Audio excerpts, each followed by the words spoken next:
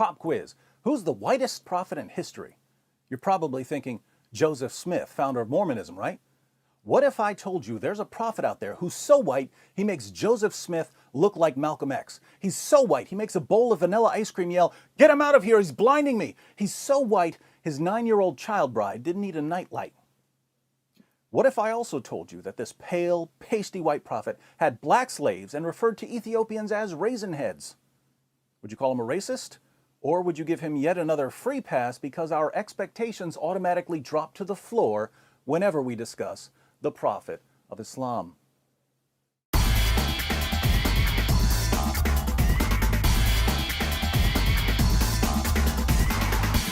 Many people who haven't read the Muslim sources assume that Muhammad was dark-skinned, but Arabs are classified as Caucasians and they can exhibit a variety of shades and tones. So if we want to know what Muhammad looked like, we'll have to go through some of the descriptions of his appearance found in the Hadith. Now, if Muhammad were sitting in a crowd of his fellow Arabs, how would we spot him? Sahih al-Bukhari, number 63. Narrated Anas bin Malik, while we were sitting with the Prophet in the mosque, a man came riding on a camel. He made his camel kneel down in the mosque, tied its foreleg, and then said, "Who amongst you is Muhammad?" At that time, the Prophet was sitting amongst us, leaning on his arm. We replied, "This white man reclining on his arm." "Hey, which one of you is Muhammad?" "This white Tom Willis-looking white guy leaning on his white arm, that's who." But let's keep reading about a prophet who makes the Brady Bunch look like NWA. Sahih Muslim, 6081. It was narrated that Abu Juhayfa said, "I saw the Messenger of Allah with a white complexion and some white hairs." White complexion with white hairs. Who knew that Anderson Cooper was a 7th century prophet? Sahih Muslim, 6071. It was narrated from Al-Jurairi from Abu at-Tufail. I said to him, "Did you see the Messenger of Allah?" He said, "Yes, he was white, with an elegant face." This guy's so white, he makes Queen Elizabeth look like Queen Latifah. And the Muslim sources go out of their way to remind us how white Muhammad was. They tell us about the whiteness of his shins, and the whiteness of his thigh, and the whiteness of his leg, and the whiteness of his stomach, and the whiteness of his forearms, and the whiteness of his armpits, and the whiteness of his cheeks. Based on these descriptions, a friend of mine who's a police sketch artist was able to put together a drawing of Muhammad. Have you seen this man? Kind of blends in with the whiteness of the paper. On a side note, to all my jihadi viewers, I can't figure out if this counts as a cartoon of Muhammad or not, but I don't really care. So, Muhammad was whiter than a bowl of Cool Whip, but when he wasn't busy being scooped onto a slice of apple pie, he was setting an example for his followers by keeping a tight rein on all his black slaves. Sahih al-Bukhari, 7263. Narrated Umar, I went to the house of the Prophet, and behold, Allah's Messenger was staying in a mashraba, and a black slave of Allah's Messenger was at the top of its stairs. I said to him, "Tell the Prophet that here is Umar bin al-Khattab." Then he admitted me.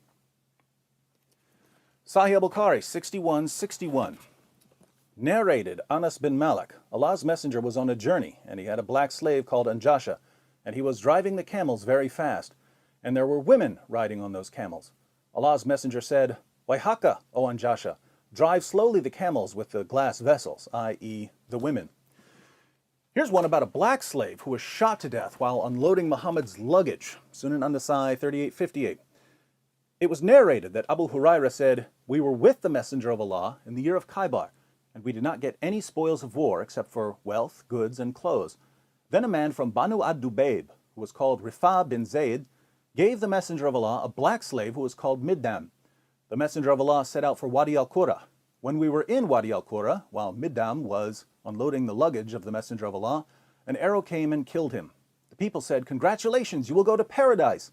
But the Messenger of Allah said, 'No, by the one in whose hand is my soul, the cloak that he took from the spoils of war on the day of Khaybar is burning him with fire.'"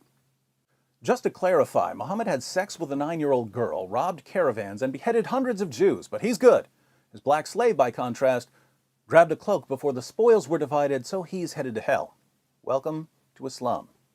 In Provisions of the Afterlife, pages 30 to 31, Ibn Qayyim al-Jawziyya lists 28 of Muhammad's male slaves and 12 of his female slaves.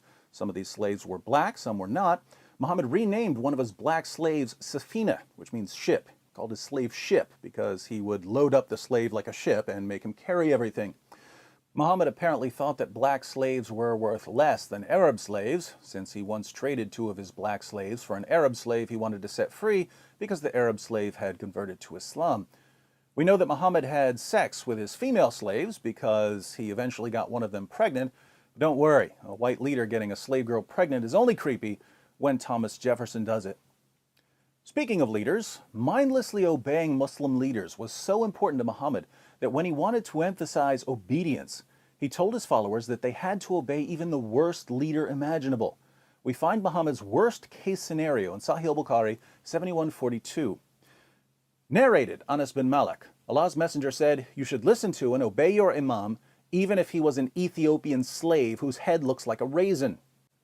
Muhammad gives a similar example in Sahih Muslim 3138, where he commands his followers to obey their leader, even if he's a black slave with missing limbs. So the worst possible leader of a community of Muslims, according to Muhammad, would be a black slave. For the sake of clarity, I should point out that women are excluded from the hierarchy of possible leaders. Muhammad said that a nation will never be successful with a woman as a leader.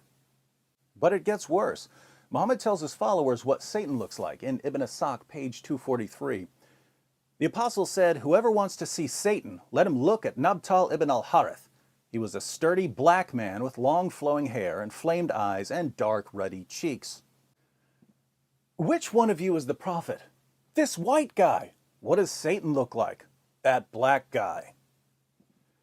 Now, how did a religion that was inaugurated by a white prophet who had black slaves and referred to Ethiopians as raisin heads and said that Satan looks like a black man ever get the reputation it has among African American Muslims today?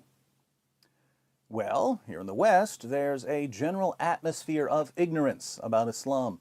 People don't know even the most basic facts about Muhammad and the Quran, and this allows Muslim preachers to say whatever they want about Islam because no one's going to correct them. So if a Muslim preacher is talking to a woman who's interested in women's rights, Muhammad was a champion of women's rights. If he's talking to someone who has a high regard for science, the Quran is a scientific masterpiece filled with miraculous scientific insights that were only verified centuries later. If he's talking to someone who's concerned about racial justice, Islam is the religion that liberates slaves and establishes racial equality. Absolute nonsense, but people convert to Islam because they believe what they're told and don't bother reading the Muslim sources to see if the preacher's story checks out.